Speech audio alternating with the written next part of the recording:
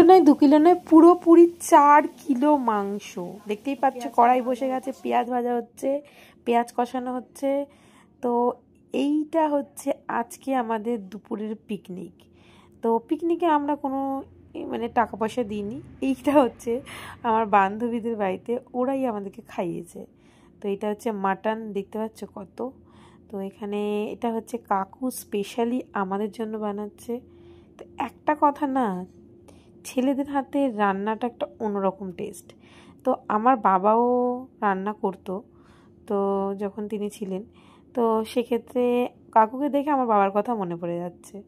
আমার বাবা মাংস হলে আমার বাবাই রান্না করতো। মায়ের থেকে জানি না কেন না জানি বাবার হাতের মাংসটা একটুখানি আলাদা রকমের টেস্ট। তো কাকু যে মাটনটা রান্না করছে না, উফু, তোমরা যদি গন্ধটা পেতে, সেটা আলাদা রকমের স্মেল। তো আমরা এখানে আমি ভিডিওটা বানাচ্ছি, তো কাকুকে ভিডিওতে দেখানো যাবে না, কাকু একটু লজ্জা পায়।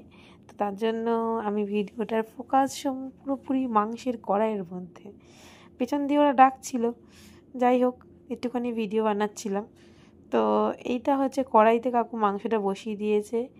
এবার আসলে কাকুদের গ্যাসে নয়, গ্যাসে রান্না করে না, তো সেক্ষেত্রে কাকু আজকে গ্যাসই রান্না করছে। তো সেভাবে বসিয়েছে, বসানোর পরে এখানে আবার আমার বান্ধবী মাংসের ফটোটা তুলে নিল। তো এইখানে দেখতে পাচ্ছ পুরোপুরি 4 কিলো মাংস। তো আমরা লোক কটা, আমরা গেছি এখান থেকে 4 জন, আর কাকিমারা হচ্ছে 3 জন। তো মোটে 7 জন মানুষ, 7 জন মানুষের 4 কিলো মাংস, ভাবতে পারছো। আর কাকিমা তো খায় না, কাকুও খায় না মাংস, খাসির মাংসটা অ্যাভয়েড করে। তো আমাদের জন্য এত মাংস খেয়েছি, এত মাংস খেয়েছি, সে পেট উঠে আমার নাচে না। তো সবাই বসে পড়েছি থালা লেবু নিয়ে। তো আমি আবার ঢং করে একটু ভিডিও বানাচ্ছিলাম, তো খেতে বসে পড়লাম।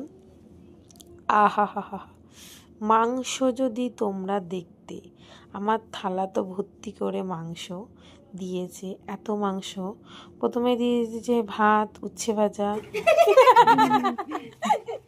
সেটা পরিবেশন করছে মামি, যে এনে দিয়েছিল অনেক কচুরলতি। আমি মজা করছিল, তো আমার থালায় এত মাংস, এত মাংস, দেখতেই পাচ্ছ। তো আমি এখন মজা করে খাচ্ছিলাম।